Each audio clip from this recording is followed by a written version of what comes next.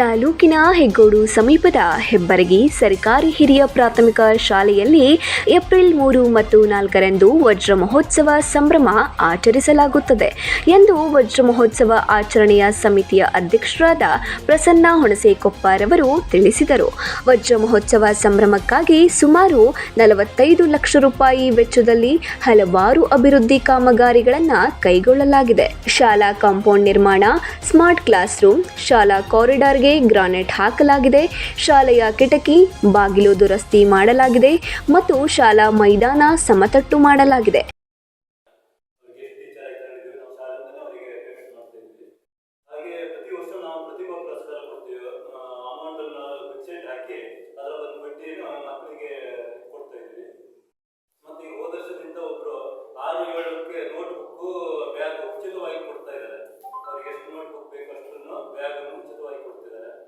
ಈಗ ನಾವು ಅದೇ ಈ ಶಾಲೆಯನ್ನು ಉಳಿಸ್ಬೇಕಂತ ಆದ್ರೆ ನಮಗೆ ಹೆಚ್ಚಿನ ಸಂಖ್ಯೆ ಈಗ ಮಕ್ಕಳ ಸಂಖ್ಯೆ ಜಾಸ್ತಿ ಆಗಬೇಕು.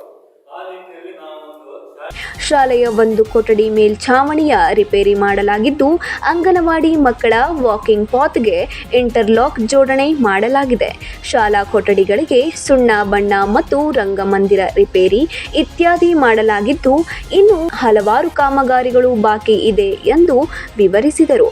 ಶಾಲಾಭಿವೃದ್ಧಿ ಸಮಿತಿಯ ಅಧ್ಯಕ್ಷರಾದ ದಿನೇಶ್ ಎಸ್ ರವರು ಮಾತನಾಡಿ, ಈ ಶಾಲೆಯು 1964ರಲ್ಲೇ ಅಧಿಕೃತವಾಗಿ ಆರಂಭಗೊಂಡಿದ್ದು, ಪ್ರಸ್ತುತ ಶಾಲೆಯಲ್ಲಿ 40 ವಿದ್ಯಾರ್ಥಿಗಳಿದ್ದಾರೆ. 3 ಶಿಕ್ಷಕರಿದ್ದು, 1 ಅತಿಥಿ ಶಿಕ್ಷಕರಿದ್ದಾರೆ. ಶಾಲಾ ಮಕ್ಕಳಿಗೆ ಪ್ರತಿಭಾ ಪುರಸ್ಕಾರ ನೀಡುತ್ತಿದ್ದು, ಅನುದಾನಿಗಳು ಮಕ್ಕಳಿಗೆ ಉಚಿತ ನೋಟ್ಬುಕ್, ಬ್ಯಾಗ್ ನೀಡುತ್ತಿದ್ದಾರೆ. ಮಕ್ಕಳಿಗೆ ಗುಣಮಟ್ಟದ ಶಿಕ್ಷಣ ನೀಡಲು ಎಲ್ಲ ರೀತಿಯ ಕ್ರಮ ಕೈಗೊಳ್ಳಲಾಗಿದೆ ಎಂದರು.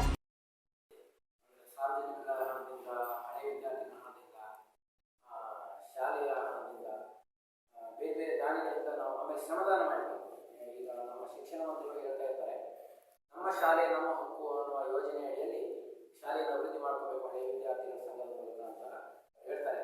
ಅದೇ ಥರ ಹಳೆಯ ವಿದ್ಯಾರ್ಥಿಗಳ ಸಂಘದ ಮೂಲಕ ನಾವು ಈಗಾಗಲೇ 1.5 ಲಕ್ಷ. ಈ ನಿಮಿತ್ತ ಮಾರ್ಚ್ 26ರಂದು ಉಚಿತ ಹೃದಯ ತಪಾಸಣಾ ಶಿಬಿರ ಏರ್ಪಡಿಸಲಾಗಿದ್ದು, ಸಾಗರ ಲಯನ್ಸ್ ಕ್ಲಬ್ನವರು 5 ವಾಕರ್ ಆನ್ ವೀಲ್ ಕೊಡುಗೆ ನೀಡುವುದಾಗಿ ಹೇಳಿದ್ದಾರೆ ಎಂದರು. ಏಪ್ರಿಲ್ 3ರಂದು ಬೆಳಗ್ಗೆ 10 ಗಂಟೆಗೆ ಶಾಲಾ ಆವರಣದಲ್ಲಿ ಜಿಲ್ಲಾ ಉಸ್ತುವಾರಿ ಸಚಿವರಾದ ಮಧು ಬಂಗಾರಪ್ಪನವರು ಸ್ಮರಣ ಸಂಚಿಕೆ ಬಿಡುಗಡೆ ಮಾಡುವರು.